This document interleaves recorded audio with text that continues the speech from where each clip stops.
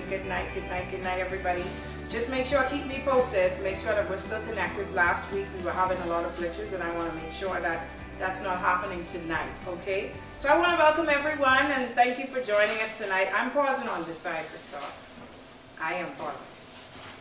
Thank you for joining us tonight. Send some hearts across the screen and all the waves.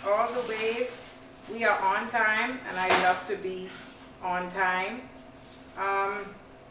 So tonight I have with me, as you know, I would have posted my special guest today, and I did say in the month of April, all of the queens are going to sit on the chair with me, and I'm sitting with a queen tonight. She is First Lady Shaniqua Davis, and I know you saw her story, a little snippet of her story, and one may ask, First Lady with a story like that, but that's okay. That is okay. That is what God will do even for you. He will take you from the very thing that you were in and raise you up. And I'm so happy to have her here tonight to share her story, and it is my prayer that somebody tonight is touched, somebody's inspired and motivated by her story. And so tonight we give God all the glory for another queen sitting on this couch tonight. And so I want to welcome Shaniqua Davis to the Couch Faith Talk. How does it feel to sit on the couch? Oh, listen, it feels great. It feels good, but yes. I know you're getting comfortable. I see she's holding on the pillow, everybody. Yeah, holding on to the pillow. Yes. At first I was extremely nervous. Right. Really scared. But you've welcomed me with such a great heart, and I feel the presence of the Lord in here, and I really thank God for this opportunity to be here tonight. It is indeed a tremendous honor of mine to be here on Faith Talk. Faith Talk. Wow, God bless you, and it's an honor to have you. So Shaniqua, tell us, who is Shaniqua Davis? Shaniqua Davis. Shaniqua Davis is the wife of Bruce Carlton Davis, the mother of Shemaiah, Samara, and Destiny's mom. Now, Destiny is a child that I lost in 2010. Many may not see her, and many may not know of her, but she's still considered my little girl. Amen. Shaniqua Davis is someone who believes in the principles of the Word of God, who believes in structure, who believes in standard. Shaniqua is silly at times. And that's okay. But all in all, Shaniqua is very serious and passionate about fulfilling purpose and seeing others come to the knowledge of the truth of who they really are in Christ. Yes. Wow, that is powerful. So Destiny was a baby that you lost. Yes. And she does not live. She's not alive, but she's still your baby. Yes. Well, I don't blame you. That is yours. Yes, God blessed you with it. And even though in death she's watching you, watching over you, that's your angel. 7 months. I was 7 months. 7 months. 7 months, and had to have an emergency C-section. Wow. And when they delivered her, her heart was beating, and then it just stopped. Wow. They worked on recovering her. And she recovered for about a minute and a few seconds. Wow. And then stopped again. Not deviating, but how did it feel, to lose this? Oh, listen, you're carrying this baby, you're bonding, you're seeing everything, and then you lose it. It was rough. It was hard. It was truly hard. I can remember distinctly 2 days after the surgery and losing her. The doctor came in and he said, we're going to release you today. You can go home. And I kid you not, my breasts started to spring milk. Wow. That very same hour. And after he left the room, I just started to cry. And I cannot explain to you that type of pain that I was in. And I can remember saying to God, I said, God,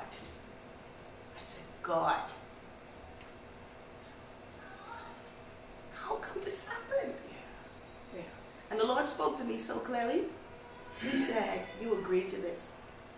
Wow. The Lord said, you agreed to this. And I said, when did I agree to this? He took me back to when I was 3 months pregnant. I woke up at 5:30 a.m. that morning and I went in prayer.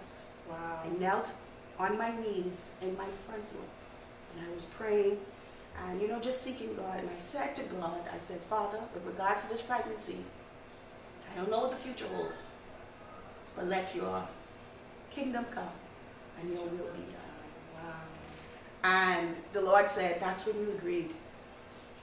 And I said, and then I said to him, he said to me, sorry, he said, I know the pain of losing a child. I lost my son. That's right. Wow. And I said, but you agreed to losing your son. He said, so did you. So did you. That is wow. That's wow. So did Wow. you. And I said, Lord, you're right. And I said, give me the grace. Give me the strength to be able to go through this. And I said to him, I said, you give me the strength and the grace to go through this. I'll share with others. And I'll be able to let them know that you are a God that sustains Yes. in weak and terrible moments. That was a terrible moment for me. Wow. It really was. Psychologically, I battled because I woke up at night. I could hear the baby crying. Wow. And there's no baby. No baby. And then the milk is sprayed. Yeah, and then the milk And there's is no sprayed, baby to and there's feed. no baby to feed. So it was really a rough season in my life. And then it was it was a bit dark as well because I felt my trust weakening, you know. Wow. And a lot of people will not sometimes commit or confess that they were losing trust in God. Yes. I was. I felt abandoned. I really did. And the Lord said to me, he said, Shaniqua, do you trust me? And I said, God, I do. But right now in this moment, The butt came. I don't. Wow. Wow. You were hurt. I really was. You were hurt. I kid you not. Wow. Wow, wow, wow, wow. So I want to get right into the story. So, you know, life wasn't always like this for you. No. It was very cold, very Mhm. heartless growing up. Yes. You were exposed to some things. So take us back into little Shaniqua's life growing up in Montel Heights. Take us back there. Okay.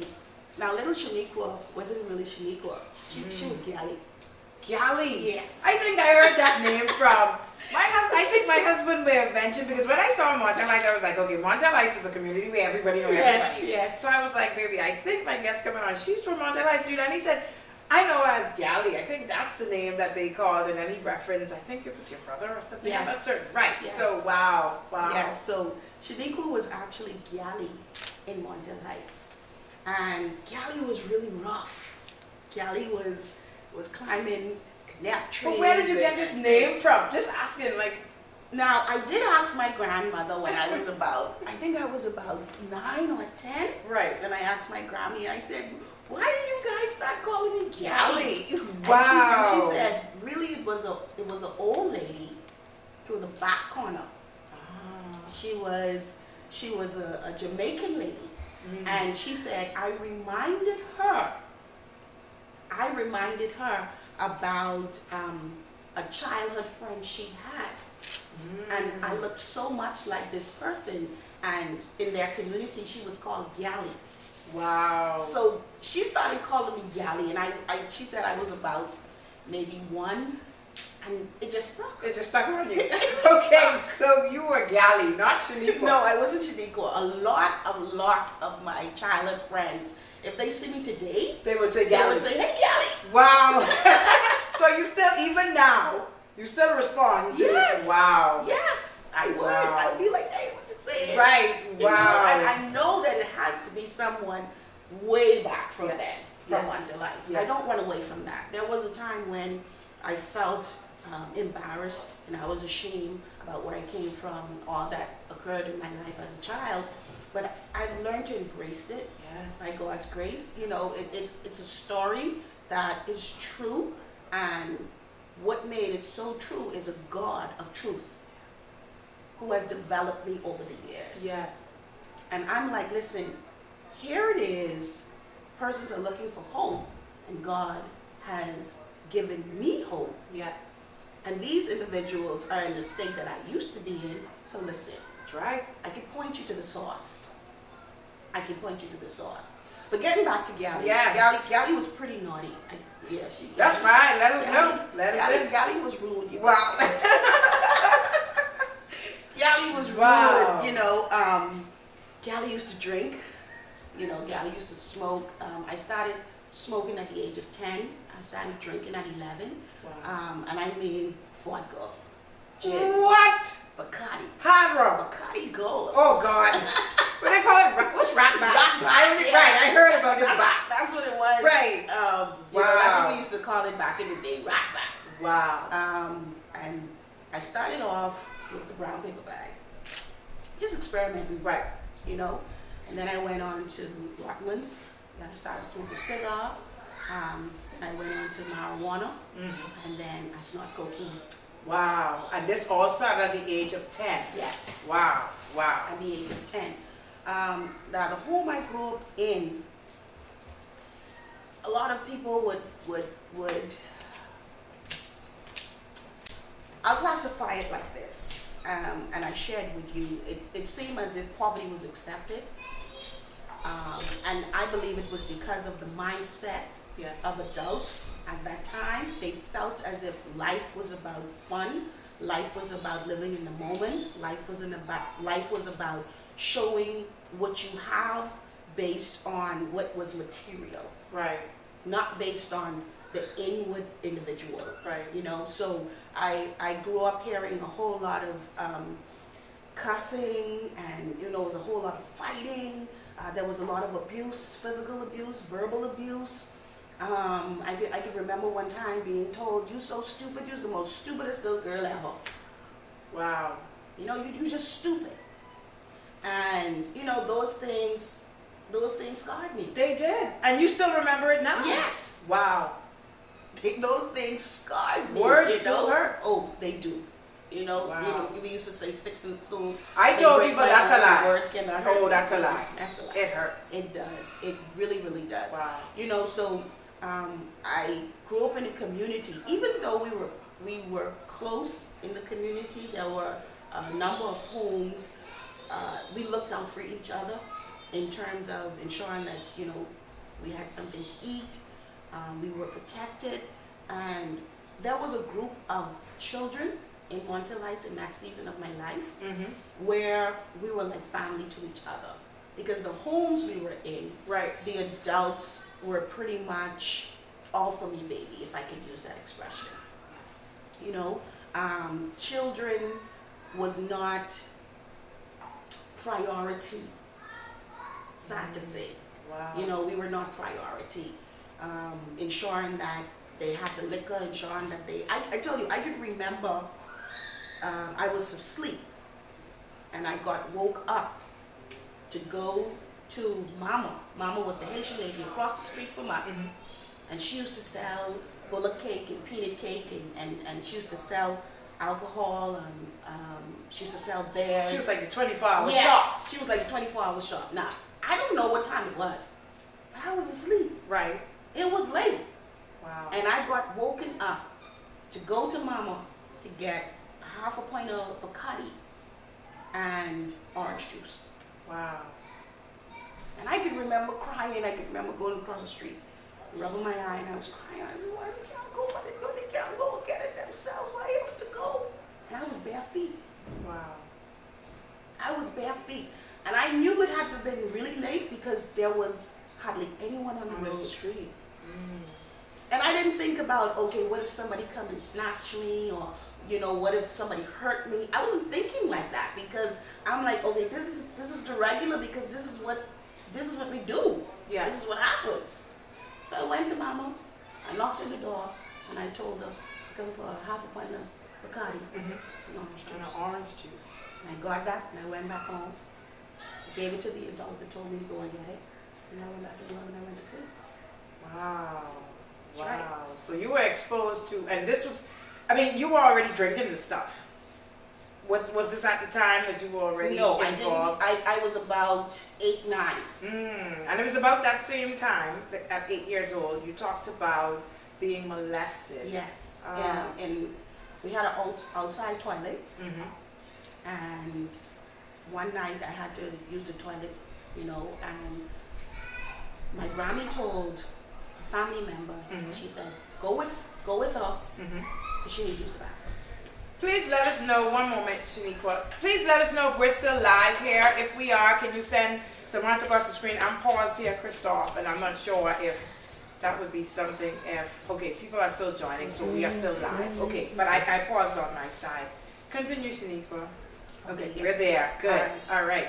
Okay, yeah, and she told the family member she'd go with her to the toilet because she needs to use the toilet.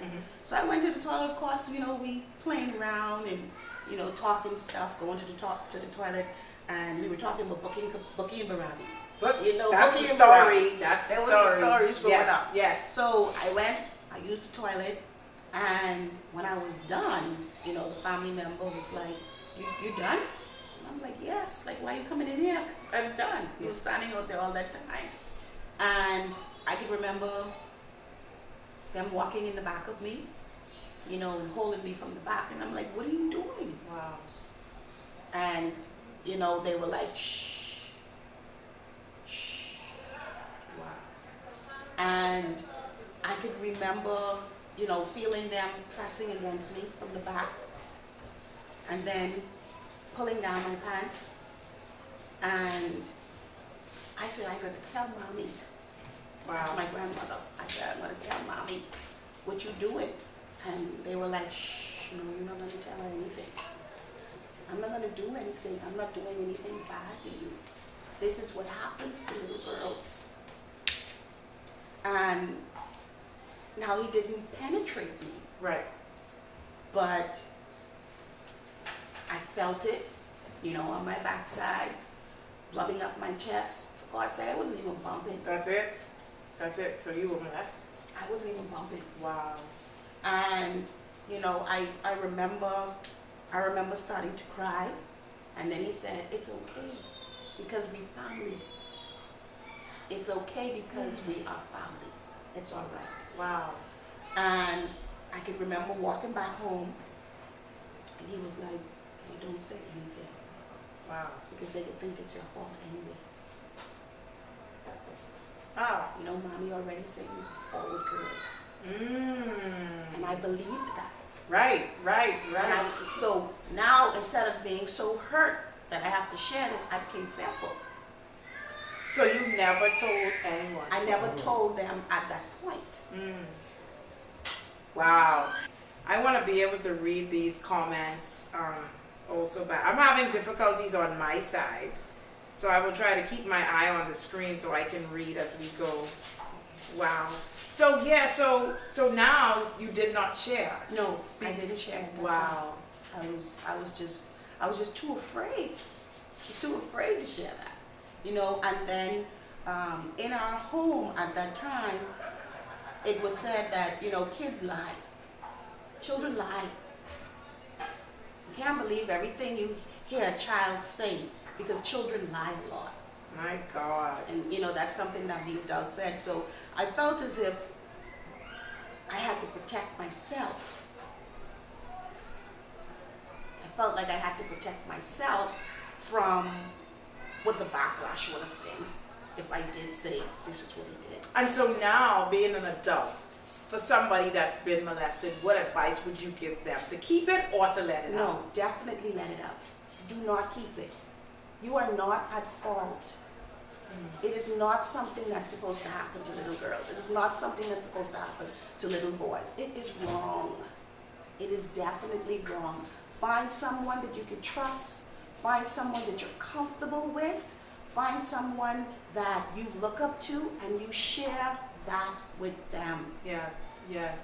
Mrs. Davis, speak a little loud. Could you hear Mrs. Davis? Because someone is saying they can't. But could you hear me? We're testing. I think you have to turn your volume up because her voice is projecting very loud on this side. Okay. And so maybe you should turn your volume up. Is that OJ? Is that Olenka? Olenka. Yeah, turn your volume up on your phone or your device that you are watching from because we are up to the highest and we even came closer. All right. And so yes, you would encourage people to talk. Yes, I would definitely encourage them to share, let somebody know. Do not take that burden on because let me tell you something, that burden is so serious and so dark. I can tell you, I started to believe that I was stupid. I started to believe that I was a liar. I started to believe that I was a nobody. Wow. I really did. When I looked in the mirror, I didn't see a pretty little girl. I battled with insecurity for years. And it's because, like you said, you never really got it in the No. home. I battled with insecurity. That affirmation is needed. Wow. Children need affirmation. Absolutely. Absolutely. They need it. You know, you find out a whole lot of adults today are so needy because they didn't get what they should have gotten in their youth days. Yes. You know, so they yes. become so needy and so dependent because the affirmation in terms of building strong character, allowing that truth of who they really are as a strong individual, as fearfully and wonderfully made, you know, as a conqueror, they don't have that support. So I would encourage you, listen, share it. Yes. Expose it for what it is. Yes. Because the darkness of that whole bondage has come to put you in a captive state so that you won't come to the true knowledge of who you really are. And you are great. That's right. That is powerful. That is powerful because so many, I mean, I think I had a previous guest on the show, the same thing happened, but she kept it. And I think she didn't break her silence until, I think last year, or she said about 2 years ago, she finally broke her silence and she told her mother because everyone said, it's okay. Yeah. It's like that's the molestation line, you know, Yeah. they say that it's okay. And so you believe, you know, the family members are not going to harm you because Right. it happened to her through a family Right. member. And so she felt it was just okay. And, you know, her mom felt a way and come to find out, her mom, the same thing happened to her mom. So we realized that it was generational. Yes. You know, you'd be so surprised who else is holding it in and what happened that caused it. Wow, this is something else. And so now, let's talk about your mother. Okay. And, you know, you talked about her being, you know, in love with cocaine or drugs and being an alcoholic. How did that affect your life growing up? It caused me to feel unappreciated by my mom. I felt as if, you know, there was a competition between me and the drugs. There was a competition between me and the alcohol. And for me, it felt as if she gave that more of attention than she did with me. There was some remorse. You know, I had a whole lot of bitterness as well. But I still loved my mother, you know, especially during those days when she was sober. She was such a sweet individual. You know, she was like, Gally, how was school? You didn't get that. Right. How was school? What's going on in school? Do you have homework today? Versus not seeing her, or when she is there, she's so intoxicated that she don't even remember your name. Wow. You know, she don't remember your name. I remember one time my mom came home. I was in the back room. She came through the back door, and I was in the back room, and I opened the back door for her actually, and she was missing for at least 4 days. Wow. We hadn't seen her for about 4 days. And it's you and your sibling. How many of you, just for the audience? It's It was 5 not- of us. It was 5 of you. Okay. But it was 3 of us at the time. Okay. Okay? And she came home, and she was pregnant, mind you. Wow. She was Are missing you for 4 days. Oh, wow. And she was pregnant at this time. She came home, and I opened the back door for her, and I said, Dee, where were you? Because I didn't call her mommy. Wow. I didn't call her mommy. I didn't call her mom. I called her Dee. And actually, you know, that was the name in the community that There everybody you go knew her again. at. Right. Of course, it wasn't her biological name. Right. That was just the name everybody knew her as, you know, in the community. And that's what I called her. Yes. I called her Dee. And I said, where were you?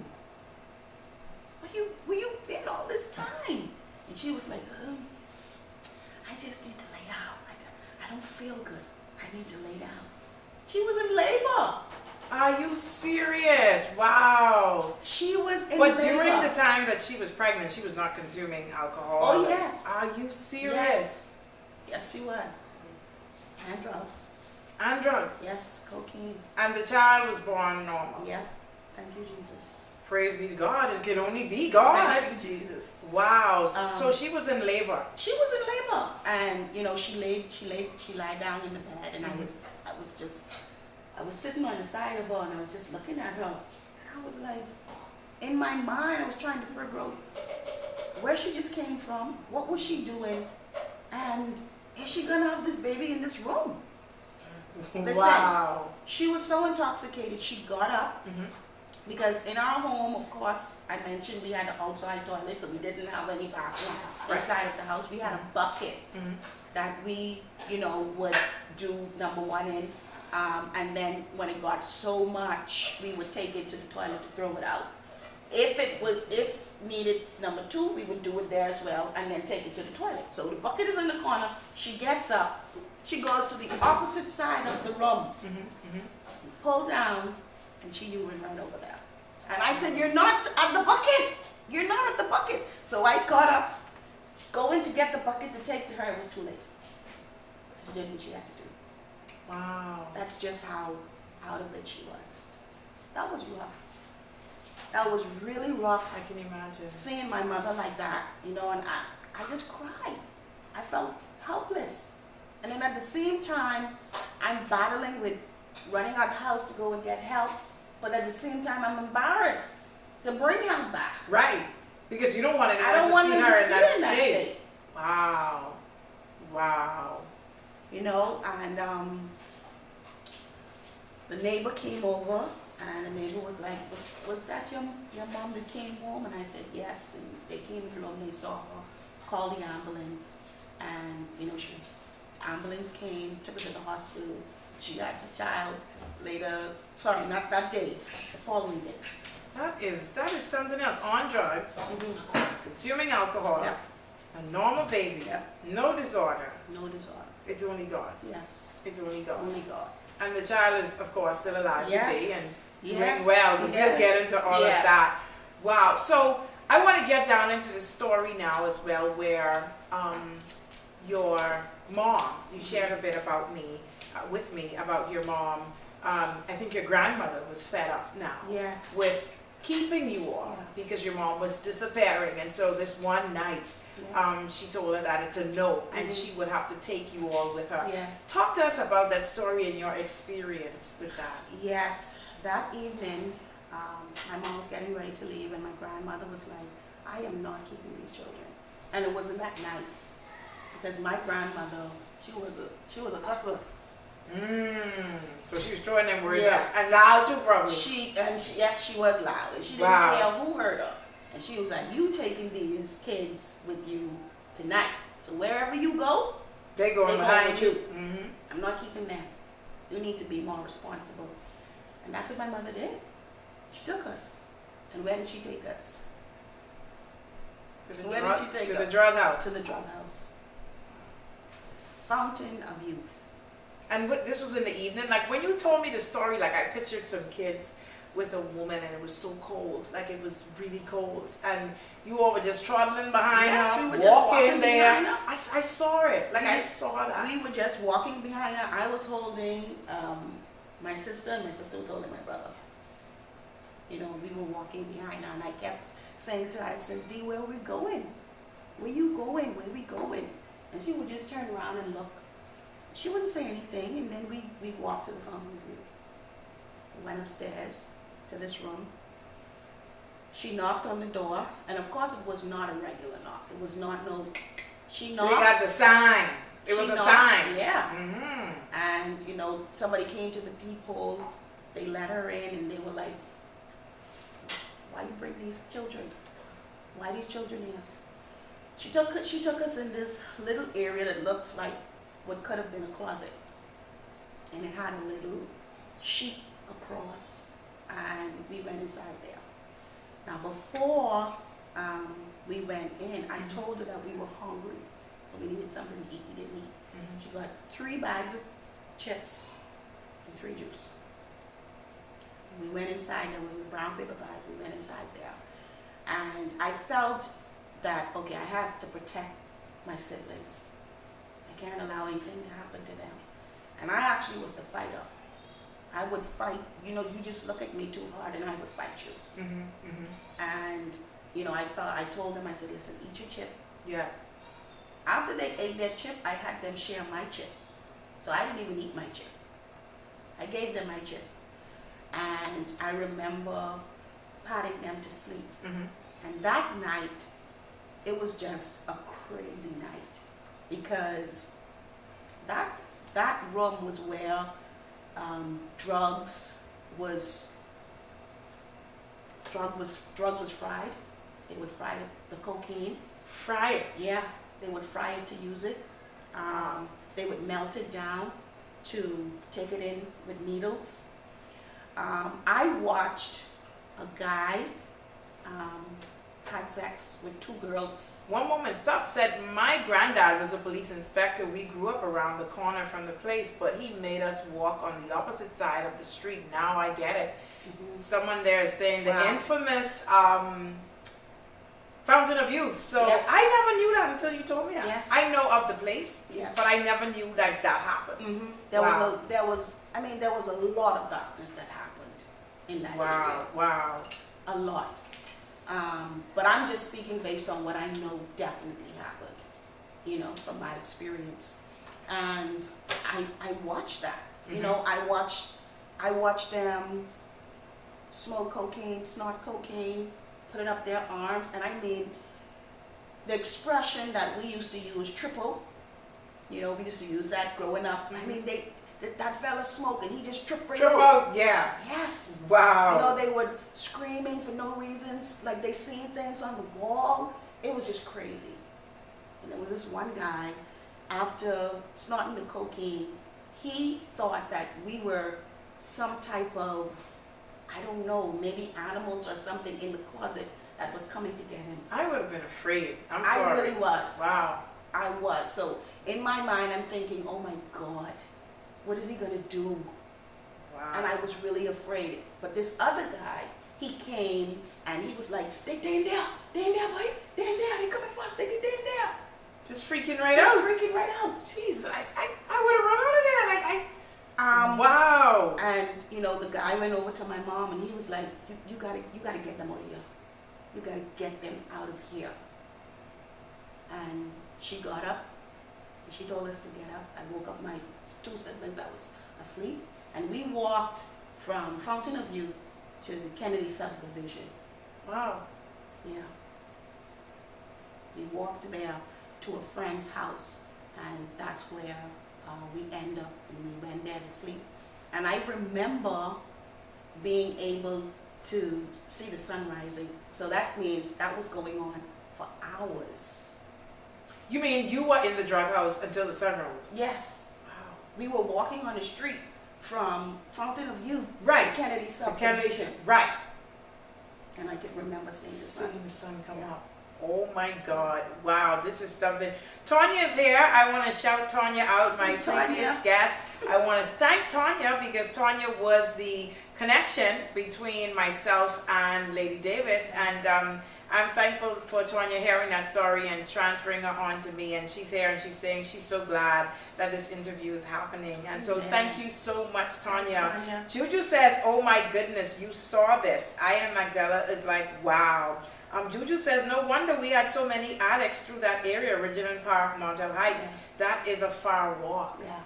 Wow. It is. And you said that going to Kennedy Sub, though, you felt safe because this house that you went to, am I correct? Yes, I did feel safe. That individual really liked my mom.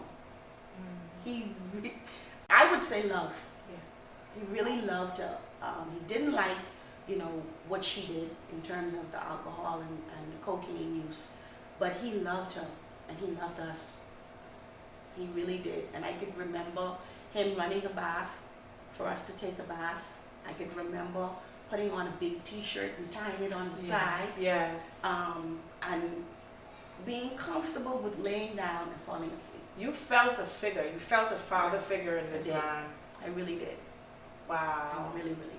And what happened after that? I mean, did you all stay with him or? We did stay with him for some time. I remember my mom going in Montel Heights and getting some clothing and stuff for us.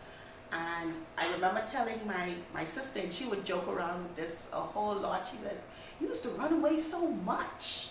You always packing your stuff in this one Super Value brown bag, Right. to run away." Wow. And where I would run was, my family members in Soldier Road, off Soldier Road. And I could distinctly remember walking from Kennedy Subdivision, Soldier Road. Because I was like, I have to get from around this woman.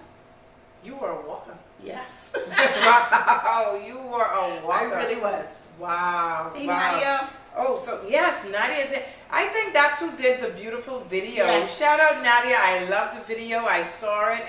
Your little promotion of Lady Davis being on the show tonight. God bless you. Thank you so much. Yes. Tanya says it's amazing how children never forget. Never.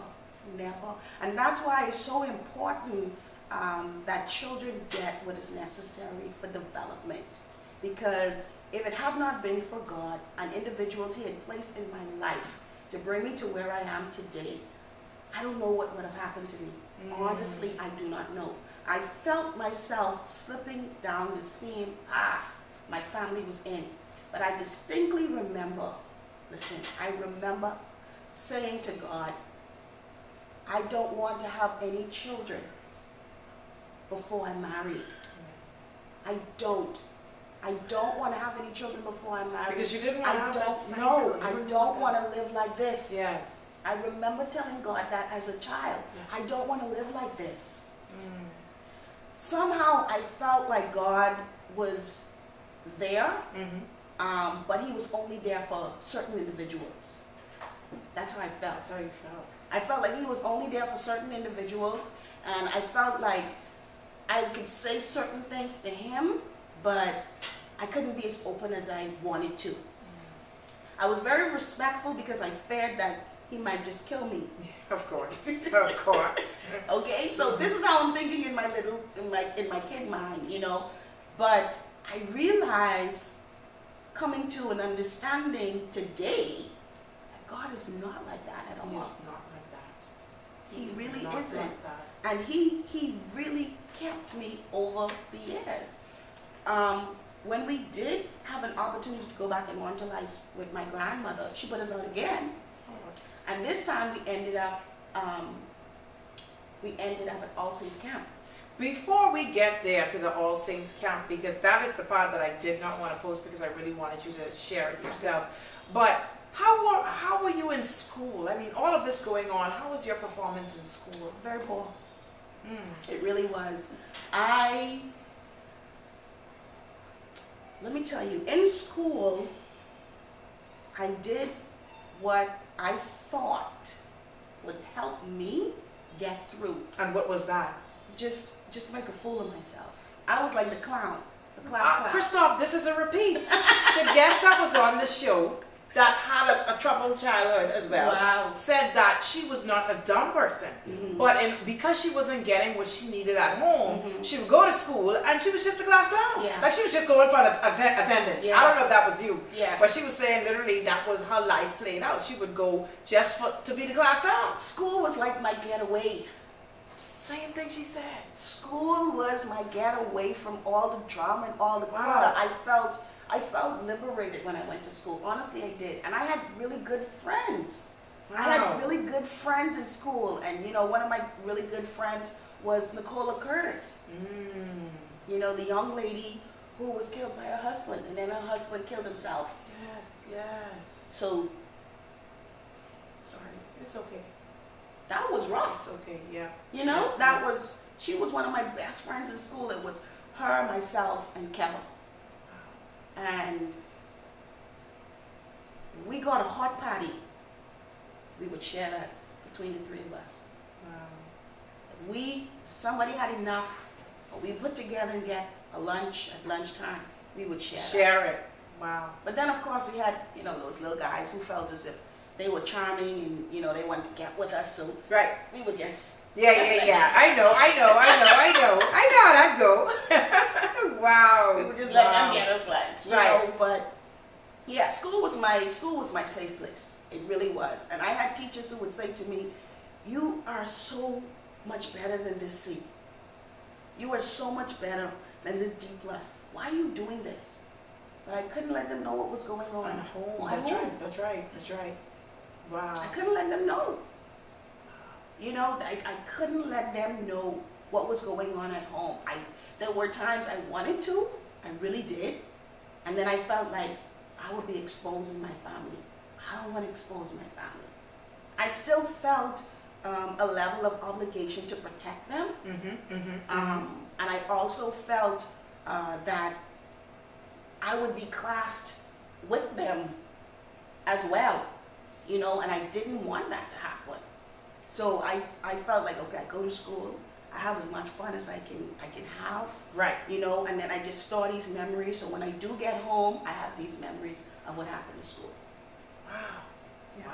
So, wow, that is powerful. So send some love across the screen for Miss Davis. She's here, and trust me, we're just in the middle. I don't know how far we are, but we're just in the middle of it. Wow.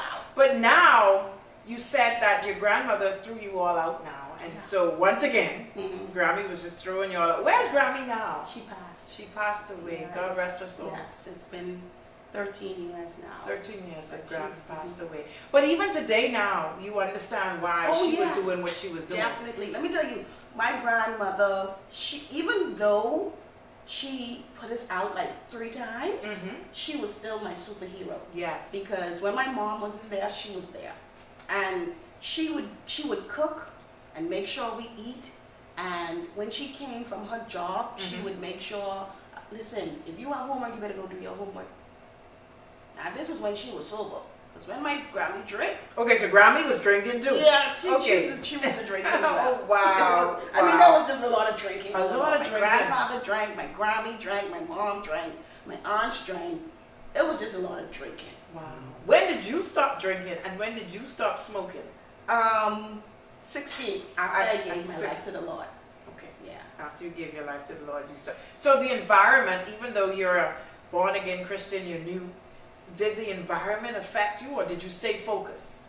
Well, I wasn't living in Montiel Heights at this time. Okay. When I gave my life to the Lord. At this time, I was living with who I know as my father's Well, family. before we get there, because that is the sweetest thing ever. I mean, I really want people to see how someone can just pick you up. Yeah. And that really, honestly, I don't know him personally, but that really touched me. Like when I heard that, I was like, wow. Like you just, and then you see people prosper and you don't know why. Exactly. It is because of the seeds that they Yes. would have sown. You know Yes. what I mean? And that really did something for me.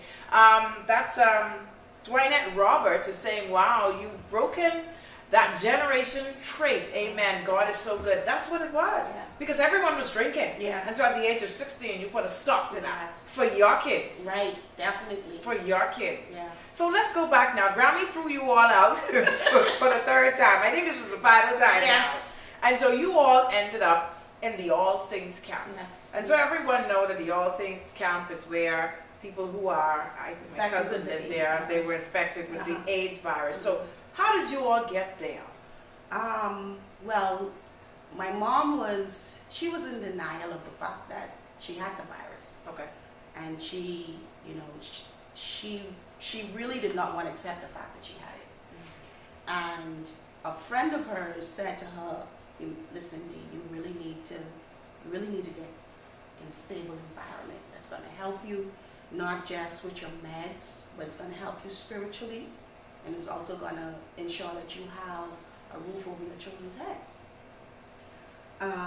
So they told her about the camp and the connections and how to get there and all this stuff. They pretty much did all of the groundwork for her and, you know, for us to get up there. And we ended up going, and she was accepted the very same day. Wow. And she went, which is not the protocol. It really is not. Well, at that time, it was not the protocol. So it's like you have to do a line or something like that to get and, in. you know, it's like it's a wait. lot of paperwork and Yes. procedures and so forth. Okay. And then, especially if you are an individual that would be getting anything from national insurance, then that would have to be given through All Saints Camp would now be the person to accept your checks, all that stuff like that. So she got the place and she got pretty much a little house. It was a one-bedroom.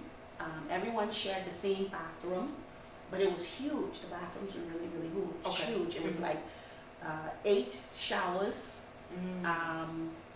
It was like 8 showers, 8 different toilets. It was very, very nice. You know, Reverend Nordich at the time, who was in charge of it when we were there, he had it structured. Wow. He really did. During the time we were there, he built a prayer tower.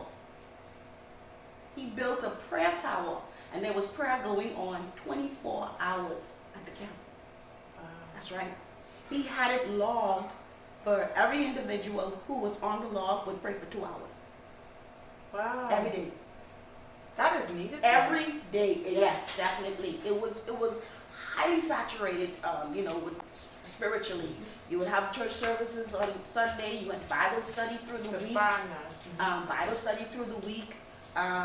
There was a lot going on to help individuals spiritually. And I can remember one time coming home from school, and I was in 11th grade. And I would not tell my friends. I would not tell my friends where I was living. Where you was living, right? And one time, Keva said to me, she said, "Why don't you stop lying about where you are? Because I know you in the Montalites no more." Right. And then I said, "I'm not in Montalites. We're living at the AIDS camp." Wow. And she broke down. She was always a sensitive one. She broke down and she was like, "I didn't know. I am so sorry." So we talked about it. So her and Nicola, they knew that, of course, we were living there. And when I got to the camp that day after school, the lady said to me, she said, "Rev want to see you." And I was like, "Rev want to see me? Why Rev want to see me?" I was in 11th grade. And he said, "Oh, how you doing? How was your day? How was school?" And all that stuff. He said, "I noticed your grades are improving," because that was big. He would check every child's book in that camp. And you had to pray too. Yes. And he said to me, "I put you on the roster." And I said, To do what? To do what? Pray. He said, "I put you on the roster to pray." Wow. He said, "When you finish your homework, you would pray from 4 to 6 every day." And I said, "What am I supposed to say? What am I supposed to say? How am I supposed to pray?" And he said, "I don't know. You going up there from 4 to 6, and you can pray every day because you're on the roster." And that's where it all started. Wow. My rockstar says, "Man, listen, I'm so touched by your story." Yes, hashtag the prayer room. And Juju is saying, wow, people are touched by this. I mean, I've only heard about the All Saints camp. I know that my cousin was infected, and I can tell you this much. So she went there and she was fully rehabilitated. Wow. I mean, she looks amazing. She came out. She doesn't look like nothing touched her. She was really struggling, really suffering. I mean, because she was basically a model, a beauty model, and I think someone laced her cigarette, and she ended up, I think she contracted the virus through, I guess sleeping around and what's not, and she ended up there. She has an amazing husband now. Oh my God, she looks so good. And I saw where she stays in contact with, I think, the people overseas that come over. There's some white folks that come over, and I noticed that they were all at her wedding. But she is doing so, I mean, she looks like nothing. I mean, that place, you hear about it, but you don't know what go on behind there. And I think that it works based on your mind, I guess. It really does. Yeah. It really does. Now, unfortunately, I went there late. It's not the same. It really isn't. And, those that are listening, All Saints Camp really need assistance. They really do. Wow. They really do. A few years ago, BC actually had turned off their power. They had no electricity for almost 6 months. I know, right? How? Why would you do that? And these people, wow. Exactly. But it's not the way it used to be in years past. So the help is really needed. It really, really is. But I can tell you, leaving All Saints Camp, my sensitivity for God was heightened. It really was. And that is where my mom made peace with God. she accepted Jesus as a Lord and Right personal there. Savior right there at the All Saints camp. Mm. And I truly believe, I tell people, I don't know this for a fact, but I truly believe somehow my mom committed her kids to God. And then of course there were people, and you know, as you hear more of what God has done for me, who God has strategically put in place to pray for us and to cover us. Yes. You know? Yes. And to cover us, and just the whole setting, I call it a setup. Yes. It truly was a setup. Wow. Truly was a setup. KCD says that's amazing. Juju says, can you imagine no electricity for 6 months? My And brother is tuned in. where is he? Hey Jay Bless. Jay Bless, shout out to Bless. the brother. He's here tonight. Jay, we talking about you too? We talking about you too? That's my brother on my dad's side. Okay, My biological that's father. okay. This is your biological. Okay, good. So Yeah. if somebody comes in that's on mommy's side, let me know too. Yeah, So okay. shout out to Jay. Thank you for joining here to support your sister. She's Yeah. an amazing woman sharing a story here See, tonight. just Yeah, I like see that. that. Sharing a story here tonight and just empowering people. So now in the All Saints camp, your mom talked about she made peace with God, Yes. and I guess she. Yeah, she passed in 1994, and right before I graduated, actually. Right before you graduated. Yeah, she died in February, and of course, my graduation was in June. It's Christoph, it's like the same story. The lady was off to college, and just before she graduated, she just made peace, like with her mom, and she died. Wow. And her mom was like super excited to be a part of this. Yeah. And the very thing she wanted was just her mom, and it came about, and she left. Yes, Wow. I took care of my mom as best as I could before she died. I pretty much was the only person she would allow to give her a bath Clean her off. and clean her up and, you know, change, because of course she was bedridden at this time, you know, so I would, you know, change her diapers and freshen her up and all this stuff. And So you stayed with mom until she passed away. no, I was living in Nassau Village Mm-hmm. with my dad, who I knew as my dad, family, Okay. and I would come down every single day Right. to just take care of her, make sure she had her meds, make sure she ate, make sure she took a bath, and all that stuff. And I would just, you know, just care for her. And I had already accepted the Lord as my Savior at this time, so I really was believing God to heal her. Yes. I really was. And I understand today why, you know, why, I really do. But she passed in 94, and the nurse, when we was called up to the hospital, the nurse said to me, she said, your mom died with God. And I was like, how do you know that? She said, I went in that room, I gave your mom a bath. She said she wanted a little bit of powder. And for some reason, she always wanted that little bit of powder. I don't know. I think she used to, you know, just rub right there. I don't know why.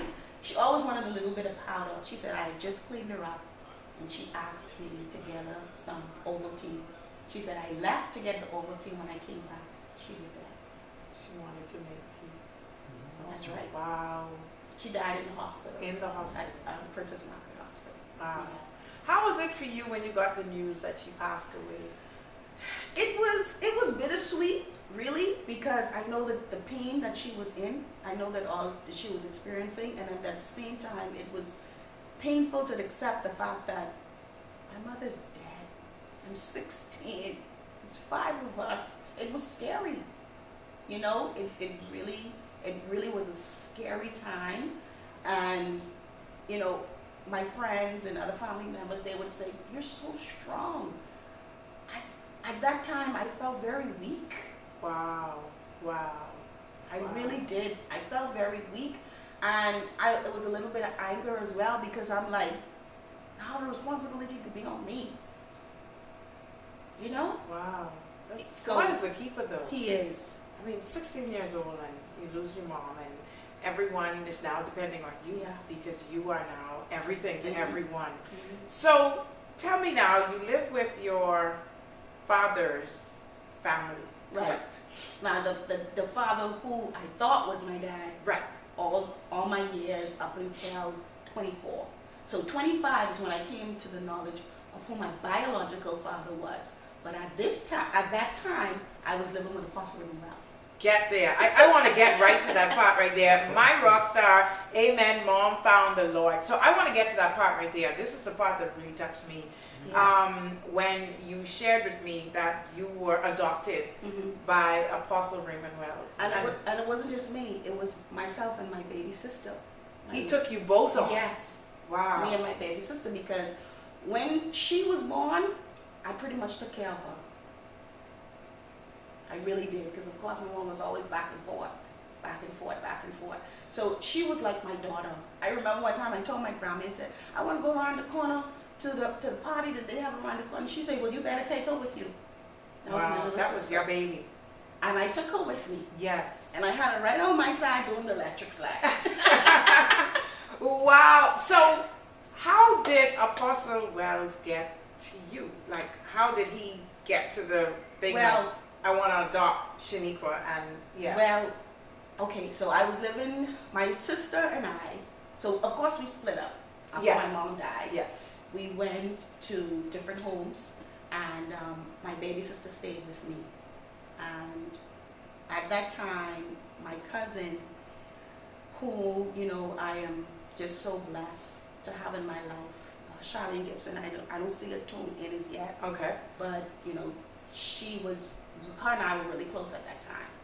And all of us gave our life to the Lord at the same time, on the very same day. We went to a Markle Pine service. A friend of ours, we saw it on TV. Okay. And they were like, y'all want to go there? I'm like, I'm going to no church. Wow. I don't want to go to no church. I said, and furthermore, what if he says something to me? Right. Like, no, I don't want to go. But we all went. It was about 5 of us. All of us gave our life to the Lord that night.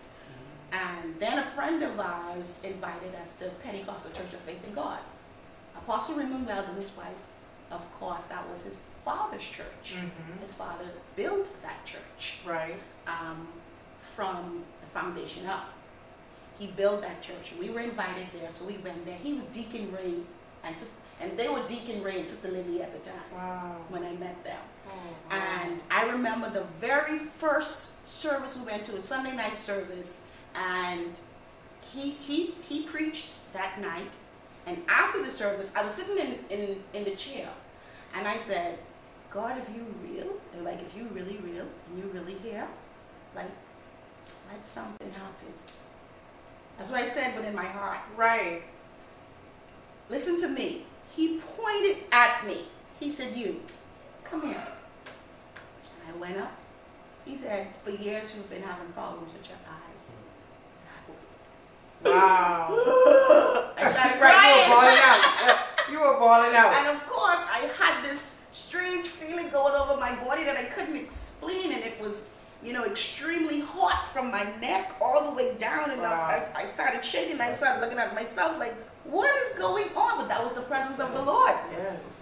That was the presence of the Lord. He said, you've been dealing with problems with your eyes for years. He said, and he said, God is going to touch you tonight. And that was God letting me know, I am real. I am here. And I've been with you ever since you were born. And Apostle laid hands on me. And I remember just passing out, and there was like clouds. There were like clouds everywhere. Wow. I could just remember seeing clouds. And it felt like I was laying in the cloud. We know if our time shut down, I am just so tuned in that I am not looking at the time come down. I'm just like, if y'all notice, I'm very attentive. I am very attentive tonight. And so, yes, please come back in. We're going to start right back where she left off. We're now talking about her being at the service, and the prophetic was given to her, and she was talking about her having a problem with her eyes and experiencing this feeling that came over her. We understand that that was the presence of the Lord right there taking place. And the apostle laid his hands on her. And yes, give Kiki more time in season 3. Yes, that's why God is going to put me on a break, and when we get back, I will have more time, because it's really not enough time. We try to condense it to 1 hour, but the stories are just so powerful. It is Apostle. It is him. And I don't know him personally. Yeah. I know of his church. I have visited there before. I have heard him preach. He's very, very good, Yeah, a dynamic speaker. Wonderful. But, you know, a lot of times, like I said earlier, we see people prosper. And then sometimes people are quick to bash and say, oh, you're doing this and you're doing that. But sometimes you don't know the seed that people have sown. And now, so we're going to get deeper into this because he did something really, really, really, and that's why I want to find out, like, how did they get there? So now he touched you and you fell out. Yes. And so all you see now is clouds. All I saw was clouds, and it felt as if I was laying on a cloud. I felt so light. I'm laying there and I'm feeling so light, and I'm like, I never want this feeling to end. Wow. This is amazing. Oh God. This is absolutely amazing. And then I could remember, you know, someone shaking me. Right. Service was done. Oh, so you were out. You were in a I coma. can remember someone shaking me, right. and I opened my eyes and I'm like, this is not where I just was. This is not where I was. And at first I'm like, wow. Like, I can't wait to get home to let them know what happened. Right. Wow. But, you know, to make a long story short, my family members and I, we continued going to Pentecostal, and I really wanted more of God. I wanted to know who God is. Like when, you know, Paul made the statement, he said, I want to know you in the power of your resurrection and in the fellowship of your suffering. I want to know what really makes you tick. I want to know you beyond you being able to bless you with a house or a car, yes. or being able to open doors where there's favor. You know, that's like the minimum. Right. I want to know God. And I really have this desire that I want to know who God is. And I was like, Lord, just help me. I don't want to go back in Montelites. If I go back in Montelites, I guarantee I'm going to go back to the lifestyle I was in. And this is me talking to God. Yes. I said, because that's all I know. But I really want to serve you. Yes. I really do want to serve you. Please make a way for me. I used to walk from Nassau Village to Montel Heights to pray at the church. I wasn't working at the time. Right. Of course, I'm out of school. You're out of school now, yeah. So I wasn't working at the time, so I used to walk from Nassau Village to Montel Heights. And somehow, I got a key to the church. What? What is this? You got a key? You got a key to the church? Yes, because wow. I told them, I don't have a job, I can't give tithe and offering, so I'll clean the church. That would be my seed. Yes. I would clean the church. I'd make sure that the church is spick and span. I just want to have a time where I can find somewhere that I can pray, seek God, you know, read the word and so on.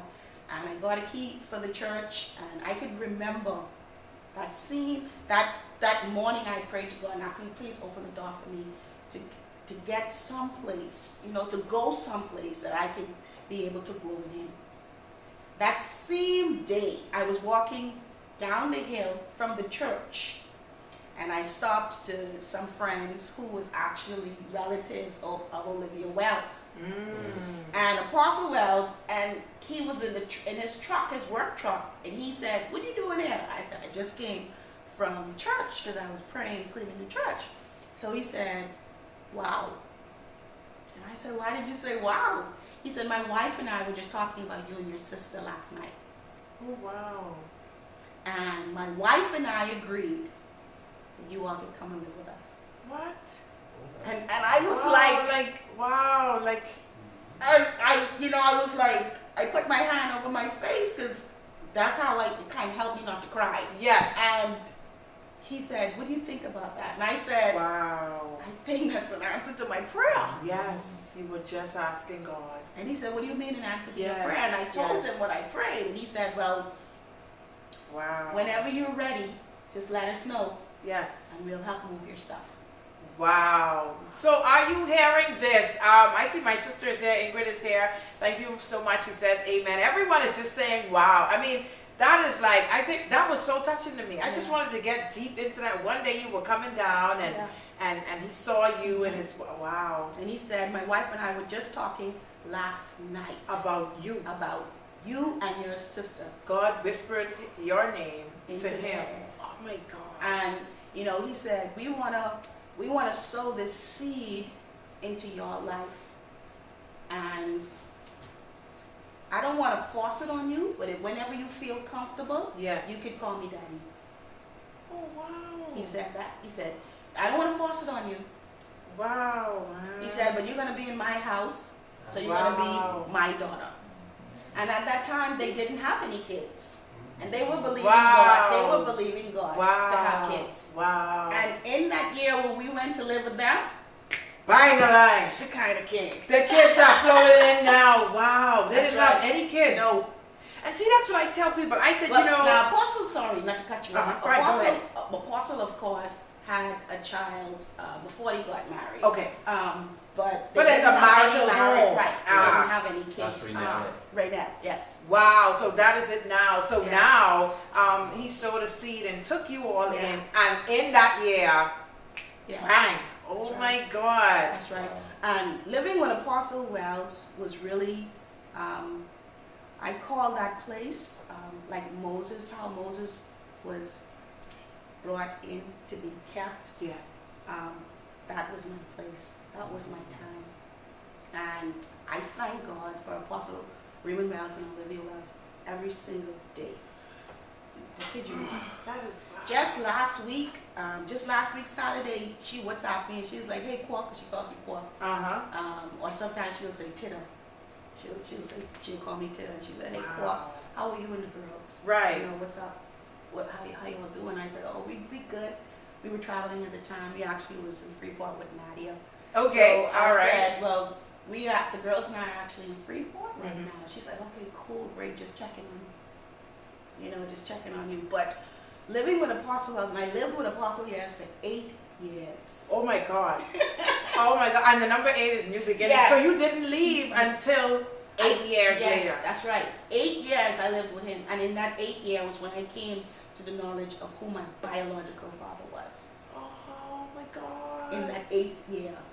In the 8th year. That's right. And my biological father is Patrick Alexander Paul, Oh my God. the superintendent of the Assemblies of God. Hold on. Time out. This is a small word. I'm going to get crazy on here tonight. Oh my God. Pat Paul. That's right. So, question. I mean, I may be wrong. I don't know. But the Pauls Yes. are very good people. Yes. All right. And there's a guy in the Paul family, well, 2 of them, that are like my brothers. There's a Derek Paul and a Dion Paul. They are my brothers, okay? The twins. Oh my God. I just spoke to Derek last week, I think, a week before on his birthday. Wow, yes. Oh my God. He's like my brother. Like my dad literally adopted him. Wow. And it's like we just became brother Yeah. and sister. Small Oh my world. God. That is your. That's my uncles. They're my uncles. Oh That's my right. God. That's right. God did that for you. Yes, he did.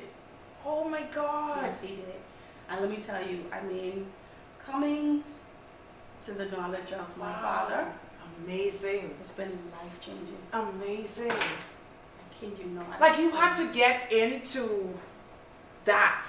I mean, and then on the 8th year, you know, I'm a numerical freak. Like I believe that God his signs sometimes come through numbers, and on the 8th year, it was like He was taking you into a new season, and you learned who your biological father was. And the Oh thing my about God. it, before I even come to that knowledge, Apostle said to me, he said, "Now whatever you could glean from me and my life, you do that as quickly as you can, because the season is changing." Now I don't know if he understood what that meant, but the Right. Lord, he operates in the prophetic. Yes. And right after that is when I came to the knowledge of Howard. Oh my God. And listen, an amazing family. I mean, like I know Derek and Dion very well. I think I met one of your aunts in some business transaction, but they are all Yes. amazing. Yes. It is something unique about the Pauls. Everyone is saved, like That's everyone right. loves Jesus, and I think all of them could play an instrument or Yes. something like that. I tease Derek those all the time, and you You know, don't play saints. yes. Yes. It is amazing, and everyone is so, oh my God. And the thing about it, I play the drums, and I never understood. Are you serious? Yes, I never, and actually, I played in Living Waters for 4 years. I was Living Waters drummer.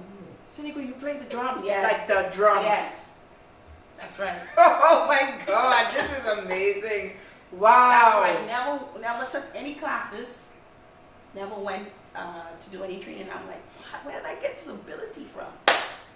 Wow. Christoph plays music too. Music too. Really? Do you play by ear? Yes. That's right. So does all of Derek does. They sing and they. This is. I must tell Derek now. I must now. Now that I know, I must tell Derek because wow. That's all I have to say. If you know the Pauls or you know any of them, these people are beautiful people inside and out. What you see is what you get That's about right. these people. That's right. I mean, they are Mm-hmm. on. Oh my God. What you see is what you get. Yes. And I tell you, when I was about 18, I was in Little Generals. Mm-hmm. I was 18 years old. I'm at the cashier getting my stuff cashed up, and this lady looked at me. And she was staring. She was cashing the stuff, but she was like staring. And in my mind, I was like, I'm just gonna ask her what happened. Like what? But can I say that you look like Dion Yeah. too? Like I see Dion all over you. Yeah. Jolly? A lot of people say that, especially Jolly. Yes. My Uncle Jolly. Oh my God! So I must talk this. She said. Everyone is calling you drummer girl here. She said to me, she said, "Are you a Paul?" You look like them. It is. And I said, "No, something happened." Oh, Christoph, get us back on. I think we're still on. We're still on. Though. Oh. People can still hear us. I see my other sister is here too. Okay. I already messaged Sorry, Derek. messaged Oh, her. that's my sister. Oh my Okay. God. Yes, please let her know that I have this beautiful niece on my show. I didn't even get to tell Derek that I have a show. You know, the Lord Wow. moves so fast on me. Yeah. But he did know that I was in a new season as well. Okay. But we didn't have the time to catch up. So please do let him know that I have this beautiful niece Yes. here. Oh my God. Yeah. So, oh gosh, what I was talking about. We just caught up in this moment, man. I so tuned into you, Shani. I'm not checking for the time. I'm not checking for anything. I'm hardly even reading who's here. I know, I am just right? so into this. I don't even, where were we? We were talking about me being the drummer, I think. Well, anyway, let's go back. You were the drummer girl for four years in at Living Waters. Right. Yes, 4 years in Living Waters. I was the drummer. And in the 8th year, Apostle, when I told you how you told me, as much as you could get, just get it. Because I feel like the seasons is changing. And I came to the knowledge of Patrick Paul, and it was shortly after I came to the knowledge of who he, the role he played in my life. And Apostle said to me, he said, I think that you should go and stay with him because your season with him is going to be very short. They say you were talking about the lady. Oh, Juju is always good with that. Ingrid says nothing. You were talking about the lady at the store. Yes. So anyway, the lady at Little Generals. That's right, that's what she's saying. Thank you, guys. Yes, Ingrid is saying nothing before it's time. I am Ingrid says yes, Little Generals, and the lady staring at you. Yes, Sounded Juju, juicy. the story sounded juicy. Okay, carry on. The lady at the store. So she said, "Are you a Paul?" And I'm like, "No." And she said, "You honestly look like the Paul." Because you did not know that. I didn't know. I didn't know at the time. Wow. So she said, "Has anyone ever told you you look like a Paul?" I said, "Yes. I've been hearing that a lot lately." She said, "Honestly, you do." She's like, "Who's your mom?" Like God was already telling you, like Yeah. Clinton. God. She's like, "Who's your mother?" And I said, "Well, my mom is dead now, so I can't ask her." So she was like, "Oh, wow." She said, "Honestly, I am telling you. you look like so much the Pauls." And she said, "I don't know how it's going to happen, but somehow the truth is going to be revealed." Wow. And I'd never met that woman in my life before. And she said that to me. Wow. Wow. And it wasn't until I was teaching at Temple Christian that I came to know my brother Jabez. He was a student there. And he just kind of clinged on to me. Now Jabez, I've never met him, but he's a Paul. Yes, that's Patrick's son. Wow. That's right. His only son. Only son. His only son. Wow. So I'm teaching at Temple Christian. I was teaching K3, and I think he was in the 5th grade at that time. And he would come to my car to help me take my stuff in the classroom and all that stuff, not knowing that this kid is my brother. Oh my God. That's right. Not knowing this kid was my brother. And then someone said to me, I said to Lady Wells, I said, everywhere it goes, like everybody keep telling me, you look like a Paul. And she said, Shaniqua, I'm not going to lie to you. You really do look like the Pauls. You really do look like the Pauls. She said, Every image of the Paul. She said, let's make it a matter of prayer. And, let's see what God will do. And God did what he did. Yes. He really revealed it. And I said, God, not just for my sake, I said, but for my children's sake as well. Whatever the truth is, I said, I don't know how you're going to do it. You're God. I'm going to trust you. And God brought it to pass. Wow. He really did. Pause right there, Shaniqua. You and I had a very good conversation last night, and Juju was saying, wow, you need a book. Oh, Remember wow. me telling you that? I told you, I said, someone is going to, I just said, she told me I'm not going to say anything, but someone is going to confirm. Yes. That is it. You got to run with this that. book. You got to run with this She book. said that. This is something else. And Jabez would tote your bags, not knowing, Yes. but it was a chemistry. It really was. And I'm like, this boy is such a sweet boy. And that's your brother. That's my brother. Oh my God. Jabez, if you're still here, oh my God, God was using you to take your sister back to the car. And, My God. And that's when I saw Jabez's dad, Reverend Paul, of course, who was Your my dad. And I can remember, because Jabez ran to the car. He came to pick him up. He ran to the car and he hailed me, and Reverend Paul hailed too. And I was like, okay, I'm doing something. Not knowing I'm hailing my daddy. Right. So anyway, Lady Wells and I were talking, and she said, honestly, you look so much like Patrick. You look so much like them, and you could actually be, his sister, because you look so much like them. You actually, you look that much like them. And long story short, him and I connected. We talked, and when he called my mom's biological name and did not call her by the street name, I knew. You knew immediately I knew. that this person knows. Yes. But I was still somewhat in denial. Yes. How was that, meeting him? And how was it, just transitioning into the whole thing? Because, all of your life, it was somebody else. And now you're connecting with your real father. How was that? It was so much emotions. It really was. It was fear. The fear of being accepted. But let me tell you, I was totally accepted with arms open wide. But that's who they are. And Charlene Paul, his wife. Oh my gosh. Let me tell you something. I tell everybody, that's my mother. My mom birthed me. She brought me into this world. But that is your That's mother. my mother. Wow. I kid you not.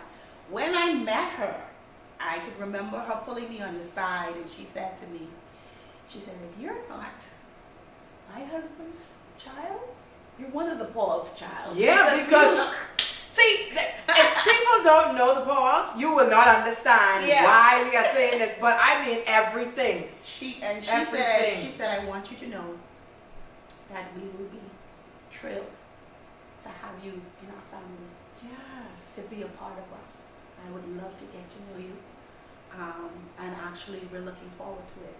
And I was like, what? Wow, man. But Shanika, honestly, it's all coming together now and it's all making sense. Yes. You could not run from this. No. You could not run from this story because of the Paul's lifestyle. Who you are is who you're supposed to be. Yeah. Because they're all connected, like I say, in ministry. So and that is so true. it's amazing. It is amazing. And all of them were saying, Derek always shares story. They were always say, very young. They grew up, in the church. Yes. Yes. Wow. So true. So no matter how much drugs and alcohol was around you, Yeah. you had to end up there. Yes. So true. And that's the way I see it. That's the way I see it as well. God is so strategic. That is the word. He is strategic. And I tell people all the time, God has our best interests at heart. Always. He does. Always. I never in a million years would have thought I would be where I am today. And I know it's because of the grace and the love of God. That is who it is. And the individuals that God has placed in my life. Yes. Come on. Who would have, a Raymond Wells bring them into their That's what I'm saying. And then you were already of what age? He took you into the age I of... was 17. Yeah, and I remember telling someone before, I would not adopt a child that's already that old because it's so hard to mold them into what you want them to be. I was 17. I was 17 years old. And he said to me, listen, you have to now embrace this season of your life. You have to embrace this season of your life. You have to come into who you are, and you are a great woman of God. Yes. He would tell me that, and I would be like, no, because that sounds like responsibility. Yeah. This great woman of God. That sounds like responsibility. It's cool. I'll be in the background. I can do whatever I have to do, in the background. I don't want the forefront thing. Right. I want to read some comments quickly. Sure. I'm sorry, I have to read from the screen. My phone is acting up. But Jewel says, what wonderful people. KCD says, you were set aside. Juju says, that's my phrase. God is strategic. My Roxa says, success was your destiny, regardless of your past surroundings. Amen. That is so true. That is so true. And I really, honestly, I appreciate God so much. I know you do. I really, really do. I know you do. I really appreciate I can God. see it all over you. I want to get to the juicy part now. This is the juicy part. Now, you have an amazing husband. Yeah. And you both he's the pastor, and you are the first lady of the New Birth Church. So if there's anyone here tonight, shout out to the New Birth family. Yes. I was amazed as I went through, because at first I only knew Shaniqua as a school teacher. Mm-hmm. But of course, as I went through, I say, hey, this is the first lady coming on my chair. And this is the first lady to sit on my chair. Wow, and I know that this will not be, what's happening now in my seasons is basically just a preview of who's to come. And I know that for well, and you're not going to be the last first lady. And I'm just seeing a preview of people who are gracing my chair. And I feel honored to have you here and honored for you to be in my home, because most people will not take the, I'm just saying, I'm not hitting anyone, but some people will not do this. Right. You would have to probably, but you came here to grace my home, and that is so, I love it. I am so happy to have you here. Yes, I am so happy to have you here. First lady, I see you as a queen, to your husband. But how did you meet this king, your man, your husband, your leader? Bruce Carlton Davis. Yes. And sometimes, especially in church, I would always say to my baby daddy. Yes! I love it. Your church is like a young ministry, right? Yes, that we is really it. are. New Birth started with 3 individuals: myself, my husband, and a dear, wonderful lady who's still with us today named Deborah Science. Wow. And you all were just doing your thing. Yes, three individuals. When my husband said to me, he said, "Honey, I really feel in the Lord. I want me to start a ministry." And I was like, just come again? Like, just go back there and pray. Mm-hmm. Just make sure that's Jesus. Mm-hmm. Because this is a totally different realm now, you know. But I knew that God did not just join us together for husband and wife, but for ministry. Mm-hmm. I knew that.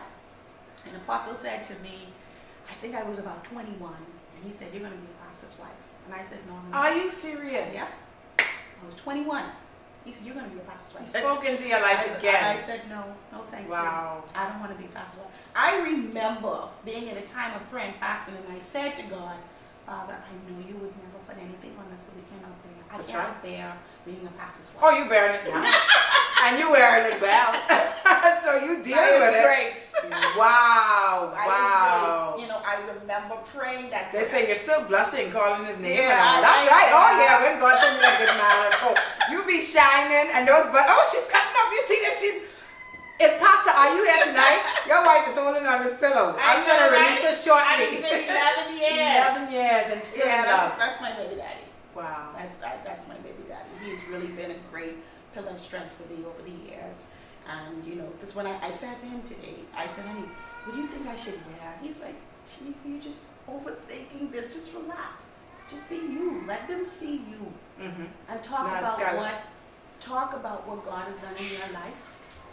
It is amazing what God has done. Just be you and just flow. Mm-hmm. Be you and flow. And I thank God that He's always allowed me to be me. In the church, somehow we have developed this first lady appearance or this first lady structure. But I thank God that my husband has always allowed me to be Shaniqua. And I take that as first priority. And my responsibility in New Birth Church is really to my husband. Yes. That's my responsibility. Yes. Yes, I do what I can in the ministry, because from the foundation to this year, I led the Family Life Ministry. And we would be 10 years in July, God's willing. Wow. The church. The church. It'll be 10 years. So wherever I find myself, I would work it. I remember a time, the drummer didn't show up, and I looked at my husband. I was like, I gotta beat the drum. "Can I go on the drum?" That's and right. He's like, "Go on the drums, baby." But that means so much to the ministry itself, Yes. to see the first lady Yeah. just not be let me say it like this, a furniture, but Yes, she's taking being part. involved and she's taking, and then the ministry, it's young. Like I said, you have younger, your members are younger people. Yes. So you have to be able to relate Yes, to these definitely. We have a whole lot of young marriages as well. There are a lot of people that is looking up to. Yeah. Wow. Definitely. Wow. I am Magdala says, I love it. Tell us, give us some wisdom, Lady Davis, on, a lot of women are here tonight. Some are married, some are not married, and may have that question, how do you know when he is the right one? I'll tell you this. Bring her. She's I'll- sorry. That's fine. We can carry on. I'll tell you this from experience. Mhm. I never prayed for an individual in terms of looks or background. I always prayed character. Character. I always prayed for character, and that was something Holy Spirit actually whispered to me. He said, "Pray for character," and I would pray for a man that loves the Lord. I pray for a man that believes in the principles of God. Yes. I would pray for a man that is sound. I would pray for a man who believes and knows that he is a servant of God, who believes and knows that he is a covering, that he would be a protector, that he would be a leader. That's what I would pray for. I never prayed. I had in my mindset what I wanted in terms of looks. Well, of course. There got to be some form of attraction. But I tell you, Bruce Carlton was not it. Okay. Wow. He really wasn't. Wow. He really wasn't. And when he first asked me to marry him, I told him no. And he asked me why. I said, because you have the potential to be a pastor one day, and I'm not interested in being a pastor. Cold. Wow. Cold. Yeah. I really did. Yeah. I told him it just like that. And he said to me, he said, that's selfish. You were hard and fast on not becoming a pastor's wife. And you see what happened to you? The very thing you did not want. Exactly. That was what you are. Exactly. But Right. I mean, God has shown me over the years that He's really graced me with it. He really has. At first, I had some insecurities about it. I didn't felt like I was cut out for it, because I looked at what the stereotype in the church whole perception was of a first lady, and I was like, you know what? I'm just gonna be me. I'm just gonna be me, the galley who's been transformed and transforming into Shaniqua. That is what we need. I'm just gonna be me. Yes. And sometimes, I would say to my husband, why can't I go to church in some slacks and a top? Sometimes I just want to go in my jeans, and I love my church t-shirt. Yeah, like, oh my God. Wow. I just, and my main reason for that too is because I want to be able to give that message to people that we are touchable. Jesus was touchable. That is it. They had a perception about Jesus. The scribes and Pharisees had a perception about Jesus. They were like, why is he hanging with the publicans and the sinners? Why are you hanging with these folks who be drinking and smoking and cussing and stuff? The scripture says that some of Jesus' best friends were those who were in the world. And Jesus said, listen, this is who I came for. That's I didn't right. come for the well. No, you I came for those who these were people. sick. Yes. So those who feel as if they got it, they cool. Yes. I didn't come for those ones. I came for the sick. But Jesus came, to set humanity free. He came to liberate us from that mindset. That's it. He came to liberate us from that mindset. And I feel as if, God has graced my husband and I to give the message that, listen, God is for everyone. And no matter who you are, where you've been, That what is you've right. experienced, It's for everyone. God is for you. Yes, ma'am. He is for you. That's right. He fought the battle and he won. He said it is finished. Every single thing that you need to become the greatest and who you are, God has made it possible for you. God has called you fearfully and wonderfully. You know, God said that you are the apple of his eye. That's right. You are his apex in creation. It's who you are. And when the Lord helped me to come to that knowledge of who I am, I embraced my wide nose. That's right. I embraced all the pimples that I had on my face. That's right. You know, yes, I embraced it. Yes. I embraced it because it was not based on my looks. God was looking out for me. That's right. It was based on what he had already invested on the inside of me. And I distinctly remember Holy Spirit speaking to me, and the Holy Spirit said, I am coming for my investment. Wow. I'm coming for my investment. And God places us in circumstances, in situations to ensure that, listen, you are capable of holy what I'm about to pour inside of you. That's right. That's powerful. That is, wow, lady. I saw someone talking about, Christoph, if you could just scroll the screen, I must read that comment to Lady Davis. Just a little bit, just touch the screen for me. I am operating from the screen tonight. Wow, I don't know what's going on, but right there. Yes, I Magdala says, you have the heart of a servant, and that's why he was grooming you since you were cleaning the church. That is so true. That's right. You were serving from that. That's tough. That's powerful. Wow. Brown Instagram says, mindset is everything. Can you go up now? Christoph, I can go now up and read. You can go straight up. Oh, Nadia says, that's her name? Yes. Yeah, preach the thing, Mom. Yolanda says, first time live viewer, always watch the YouTube videos. A week later, I am truly blessed. God bless you. Amen. That is what we like to hear. And, you know, I always tell people, sitting on the couch with the guests, I am too being inspired and motivated and empowered. There's something, even for me, when the guests sit on this couch. And so really, I don't get to enjoy the entire session until I go to YouTube. So God bless you for watching the YouTube channel. I mean, there are so many people on the channel who poured out and shared their stories. And, you know, Faith Talk is really, wow. And watching from Abaco. Oh, we got Abaco now tonight, Christoph. Woohoo! That's important. Let us know where you're streaming from, because we've had viewers that, as far as the UK, and I was so happy to have them here. We've had New Jersey, Chicago, Orlando. I mean, people are just streaming in, and so God is really doing what he has to do with Faith Talk, and, you know, there's no distance. And so, you know, I thank God, you know, for this platform that we can reach out to people. And the YouTube, like I said, even if you don't join me live here, you can always go to the YouTube channel and catch up on the sessions.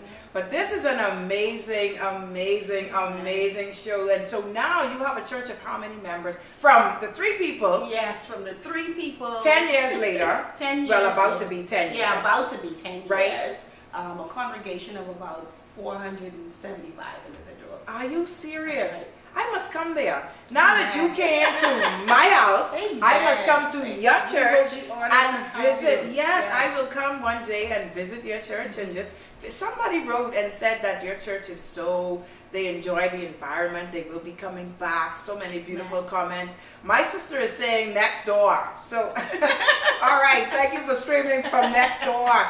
Ms. Ken said, this is a wonderful show. Yeah, we give God all the glory for the show. I always say again, I take no credit for this. I was explaining to Lady Davis that this too just happened. You know, and that's why some of the times when you said that with your baby, Destiny, God said you agreed to that. Yes. And Faith Talk is what I agreed to without even knowing. Amen. You know, I said, God, if you bless my womb one more time, I promise you that I would not be afraid to share my story. You know, I will not be afraid to let people know that they're not alone. Right. And, you know, God named this show. He said it will be called Faith Talk, and the motto will be a place where people realize the world is not a lonely place, because a lot of times we go through our, you know, circumstances and we believe that it's only us that is going through this. But you'll be surprised to know who overcame and who went through something, because sometimes you see all of this and you'll be like, man, she got it all made out. Right. And then when you get really deep down in there, you find out that it wasn't always what it appears to be. No. God is so amazing. He really is. And I truly honor God for the steps I couldn't appreciate the steps, before, but I truly appreciate the steps now, and how God has blessed me with my children and being able to pour into them, helping them to understand who God is so that they can build a relationship with God. And I try to offer my children relationship. I do not offer my children religion. My husband and I came into agreement that we will not have our children to every service. We don't believe in that. Oh, you hear this? Oh my God. We would not have them out to every service. My sister is saying she's awesome. I got the chills. Stay encouraged. You got a purpose. Yeah, Amen. yeah, Amen. wow. Yeah, we agreed that we would not force our conviction of God onto our children. My oldest daughter, she accepted Jesus as her personal savior when she was 5. Are you serious? Let me tell you something. This girl was crying. She said, Mommy, I really want to accept God in my heart. And I said, why? She At said, 5 years old? 5 years old. She said, because I really love him and I understand how much he loves me. And I really want him in my heart. Didn't you bless God for that? Listen to me. I cried with her. Wow. I cried with her At 5 as years I led her old. into the sin's prayer. Wow. That's right. And it's because you were a light. And I'm kind of the same way with my daughter. I don't force religion on her. Mm-hmm. I don't say, you better do this and you better do that. What I do is I try to be a light. Yes. I want, when she see me, she see the presence of God and she knows that he's there. Yes. And by my steps, Mhm. it will get her and my Yes. home will come into alignment. And so I'm kind of on the same page with you with Amen. that. Because, like I mentioned to you earlier, principle is key. Principle is what builds character. And a lot of homes and just around the world, principle is lacking.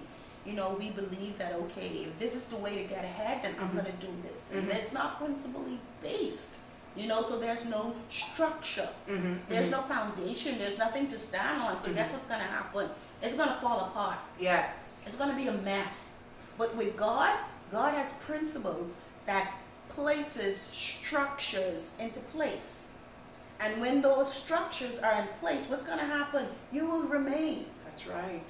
You will remain. Yes.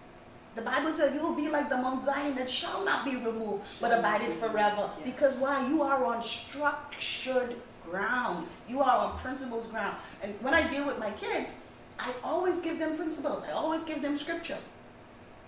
Always give them scripture. Now sometimes I give them a little something after the scripture. Well, okay. But they know. Wow. And I Yes. tell them all the time, I said, your mommy is not hurting you.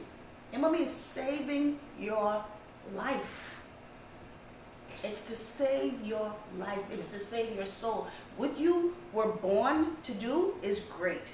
And if your mommy allow you to be naughty, you will grow into being a naughty woman. Yes. And that is true. You'll grow into being a rude woman. If you don't catch it now. Exactly. You are right. Exactly. Oh my God. Oh my God. So it's very, very important that we ensure that our children have principles, structure.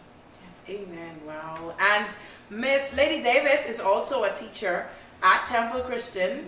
Shout out to the Temple Christian people. Yes, and she is the teacher of kindergarten. Yes, K5. K5. She was telling me earlier she's dealing with the foundation, which is so important. I got a lot of messages from parents who realized that she was coming on the show, saying how you pour into their children, and their steps are now, like their children are looking up to God. So I don't know what you're doing, but whatever you're doing, keep doing it, because of course our children really, really need it. So your girls are now how old? You have 2 girls? Yes, they are 9 and 5. 9 and 5. And so the 9-year-old was the one that gave her life to Christ at 5. At 5. And so the 5-year-old. Oh, she already gave her life to the Lord. Okay. Yeah, but we working on her in terms of that principle thing. Yes. Well, of course, everybody ain't gonna be the same. Everybody ain't gonna be the same. And I'm sure my viewers here tonight too are very curious about your siblings. Where is everybody, and how have they progressed? I mean, what is going on with them? Okay, so my siblings from my mom. From your mom. My mom had 4 girls and 1 boy. So the one after me, she's married. She has a son. Aww. She's doing well. She has her own. I call her the multitasker. Okay. Yeah, I call her the multitasker. All trades. This girl know how to start up a business, and then she'll be like, "Listen, I have a plan with this." I'd be like, "I can't. Oh my God. I really can't." So she's had clothing stores. I mean, everything you could imagine, she's been a part of. But she loves the dentistry business. Okay. My brother, my only brother on my mom's side, he is one of the managers at Bahama. Ooh, He's doing super well. super. Kenny, I wish you were here, Okay, but so shout out anyway. Major Boy just joined. That's Nadia's husband. Hey, Major Boy in the house, and they are members of your church. Yes. So that's like your son and daughter, Yes, I take son it. and daughter. Shout yes, out, definitely. shout out. Welcome to the show. It's wow. Grace watching, guys. It's Grace here. Please let us know. If you are from the New Birth Church or you are connected to Lady Davis, please let us know. I want to shout you out here on the show. Yes. Wow.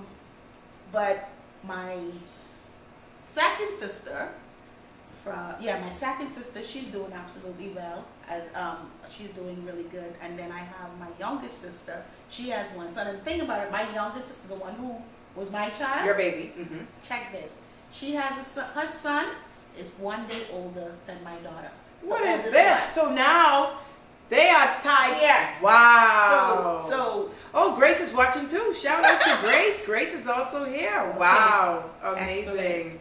Excellent. That's Gigi. She's from New Birth as well. And Gigi is here. Queen I noticed Gigi today. Queen Gigi, welcome. Island also. Island gal. Okay, Island. Hair upon the New Birth. Come on now. Y'all got to shout out. Y'all got to send some love from your church. I'm coming there one day. I am coming. Amen. I'm coming to shake everybody's hand too. Yes. Yeah, so everybody has really grown over the years. And listen, I told them we had Christmas dinner a few years back at my house. All of my siblings, they came to my house and we took a family photo together. You know, the 5 of us. And my second sister, she was like, if mommy was here to see if she this. was there. You know, if she was here, she would be so proud, and she I is. believe so. Even in spirit, she Yes, is. I know believe that so. she's proud. You all grew up to be, despite what it was. Yes. And something you said that was so touching. Miss Tucker said she's there as well, Mrs. Tucker. Yes. All right. Shout out to Mrs. Tucker. Wow. Queen said, "Kill me laughing, Island gal." Yes, yes. But it's amazing. You said something to me last night. You know, even though you're sharing the story about your mother, God used that to show you the thing that you will not be. Yes. Like, these are the steps that Yes. I'm not going to take. Yes. So even though, her life was on the reckless side, and she smoked and the alcohol, and she may have contracted the disease, at the end of the day, you knew the things that you would not do. To stay away from. I Wow. tell people, my mother was a really good example of the path not to go Not to go. not to go on. So I thank God for my mom. Yes. I really do. Yes. There was a time when I was a bit embarrassed, but I'm not embarrassed of who my mother was. I thank God for her. I really, really do. Because like I said, it's not all bad. No. All of the memories are not all bad. And I have some good memories of my mother, and I thank God for those. Amen. I really do. Amen. So another great session here of Faith Talk. Make sure send your last comments in for Lady Davis. If you have any questions, send some comments. Mary. That is actually my brother-in-law. That's my Yes. husband's Yes. brother. Welcome, Nari. I see you. Welcome to Faith Talk. Yes, That's actually my brother-in-law. brother. Oh, wow. That's right. This. Yes, Yeah. yes. Welcome, good people, good people. All the good people in the house tonight. All the good people are in the house tonight. There you go. There she is. Oh, hey, she is. And that's my sister-in-law. See, everyone's coming in. See, we all connected. And too, the Montalites crew. The Montalites All right, crew. all right, all right. And my husband, I must, honor him tonight too, because not all, people say when you come from this place and that place, you'll amount to nothing. But I've seen so much good come out of these places that we call the ghetto or very down. Yes. And my husband is an example of that. Yes. I mean, he loves children and so manly. He's not a drunkard and and it's just simple things I bless God for, because you know what? He could have very well just become a knockabout. Yes. And I did not know my husband growing up, but I thank God just today he sent me a WhatsApp. It was so sweet, and he said, "Baby, one day I'm going to be able to just surprise you with this and just do this." And I love that. And, I started to pour into him to say that. I remember watching a show on the Word Network, and there was this couple that was married for a very long time. And the question was posed, what kept your love going? And the husband said that he still see this woman as the same person he saw some 30-something years ago in his eyes. You know, no matter what woman passed, how beautiful she may be, he don't see that woman. You know, it's his wife. And he said what really got him was when he read the scripture, when a man findeth a wife, he findeth a good thing, and has favor, obtains favor from the Lord. He said that word favor just stood out. He said that word favor just stood out because as soon as he met his wife, the doors of heaven and the windows were open. I mean, the things that he were not able to accomplish at a time, it's like everything just started to happen. And I see my husband as that person, and he agrees to it too. And like, I think that God was just preparing us for each other because we had to meet when we met because I needed some cleaning up and he needed some cleaning up. But you gotta thank God for the simple things. And I'm grateful for love. I'm grateful for it, because I've been through a lot, but I'm grateful for that. And just grateful for meeting you tonight too. I'm grateful. I'm honored. Wow, I really am. wow. You are the good people in Nari's and Thea's life. You two people. You are. They got married at your church too. I didn't attend the wedding. Wow. They look up to you though. Yeah. I know that for a fact. My husband did the wedding. Awesome people. That's my bro and my sister-in-law. That's them. Who else is here? Who else is here? Thea says, hey family, hey. And Lady Cummings says, I'm so proud of you, Lady D. Aww. Yes. She did an amazing job tonight. I'm thankful for everyone that joined us. Before I close out though, I'm going to let Lady D just close us out with a word of encouragement. And then I'll come back and close the show tonight. Casey D says, awesome story tonight. Amen. It sure was. So close us out, Lady D, And just with a she's word from of New new birth. Now, y'all, before we go, y'all got a hashtag, new birth. Yeah. So we can see. We got to see. Great job to both of you. Amen. Yes. Close us out with a word of encouragement. I'd like to say this. The Bible says that time and chance happens to us all. That means saved, unsaved, rich, poor, young, old. Time and chance happens to us all. In time, God has created a safe place for you. There are times and situations that you may face circumstances, and you're not certain of what the outcome is going to be. I would say this to you. Trust God. Lady D, how do I trust God? Okay. I'll tell you how you trust God. Yes. You trust God by applying the principles that He set in His Word for you. For example, He says that He will keep those in perfect peace whose mind is stayed on Him. How do I keep my mind on God with all that's going on? I'll tell you how. Scripture says, whatsoever things are true, whatsoever things are lovely, whatsoever things are just, whatsoever things are pure, whatsoever things are of good report, if there be any virtue, if there be any praise, think on these things. Yes. Think on the positive. Yes. Think on the victory God has already won for you. I can tell you this. I used to be in a very dark place in my life where I felt hopeless, where I felt as if, someone has to be punking me. This is not real. Yes. But God has provided a source of strength. God has shown me that you are great. You are beautiful. You are strong. You are who I have called to show forth my glory in the earth. And just as God has called me, He's called you. Amen. So I'm saying to you tonight, be encouraged. God is on your side. God is working all things out for your good. It may not feel that way. And guess what? You don't rely on your feelings. You cannot trust your feelings. The Bible says that our flesh is enmity against God. That means our flesh is a sabotager. And you will try to sabotage your own destiny. That's how serious this thing is. But if you put your trust in God, God will give you the strength and the will to overcome yourself so that you can see the true you who God is calling you to be. Amen. Wow. Amen. Send some love across the screen. That's a mouthful. I hope if you had your pen and your pad, you took it down. That was powerful because that is, oh my God, think on these things. And God will help you with that. Wow. So tonight, Queen Mag says, thanks for the encouragement. Tuned in late, but this blessed my heart. Thank you. Miss Sugar and Spice says, greater is He that is within us than he that is within the That's world. right. I'm Magdala says, praise God.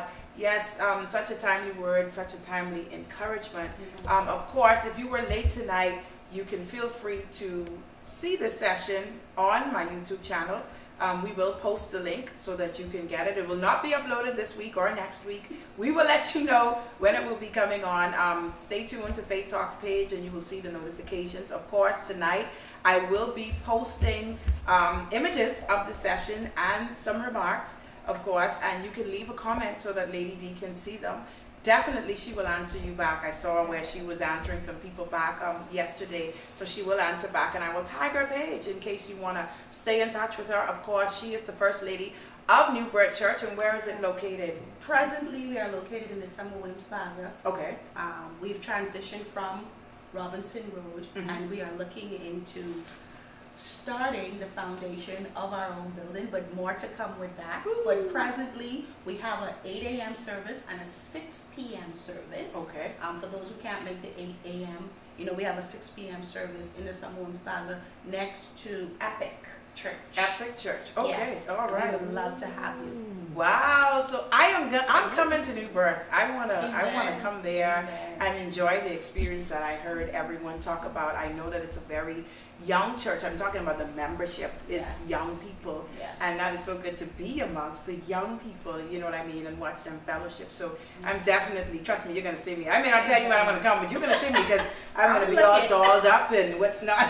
Oh, and I'm sure. going to walk straight in and let them know, to let you know that I'm there. But I will definitely come there once again, Lady Davis. It was Amen. such a pleasure having Thank you you. here. Thank you you. for Thank you. accepting the invitation. You Yes. didn't have to, but you did. Thank you to Pastor Davis for allowing your wife to sit on the couch here tonight. Of course, with honor, he would have released you to come here Yes. tonight. And I bless God for you and your ministry for allowing her to come and grace this show tonight. I want to thank all of you that join me every Wednesday at 8 p.m. faithfully and tune in, and you're empowered and encouraged. Thank you for sharing with other people that Faith Talk is here. Yes. A place where God really dwells, and he's doing something new on the show every week.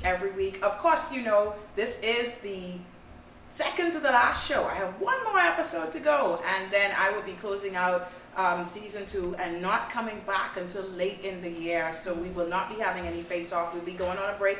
So Wednesdays will be free for all of you now. Of course, you can subscribe to the YouTube channel and catch up on the episodes of season 1 and of course season 2. But it's going to be good. We're going global. In season 3, I can tell you that much. We will be talking with people all around the world, and you will see that it's not just here in the Bahamas. It's not just you. There are people all over the world. But next week, we have a session just for everyone. Plus, trust me, another queen is coming. You got to tune in. It's going to be, oh, I don't want to talk it. I'll post it, all right? But it's going to be good. It's really a session about faith. And everyone that sits here, you see the faith that is being displayed. People stepped out of their comfort zones. They overcame their circumstances. And that's why this month of April, you're seeing queens that reign. And they're reigning. And so we too shall reign. And we will be crowned, not with the physical crown, but God will crown us himself. And so I'm so grateful once again for all of you. Thank you for my team, Glow and Glamour. She glammed me up today. Lady D didn't get to get the face tonight, but hopefully when she comes back for the Faith Talk reunion, she will get a touch of my Glow and Glamour makeup artist. God bless you. Christoph in the background, and Stefan is here, my videographers. And my hair by my beautician, Nell Oliver. God bless all of them. And of course, baby Skylar Faith, CEO of Faith Talk, came here to fall asleep tonight, but she is here. But I just want to, God bless all of you for joining here. Lady D is encouraged tonight. You are encouraged. I am indeed encouraged, and I am impressed. And so once again, good night. Don't forget, trust God with all your might. Yes. Don't lean on your understanding. Cast all your cares to him. Do not be afraid. Please, do not be afraid. Fear is of the devil, but faith is of God. And once you have faith, God got the time, and he will indeed move. So you be encouraged tonight. Miss Kit says good night. Great show. God bless you both. Amen. God bless you all. God bless you all. So I will see you here next week, Wednesday at 8 p.m. sharp for another Faith Talk. Good night. God bless. God bless you.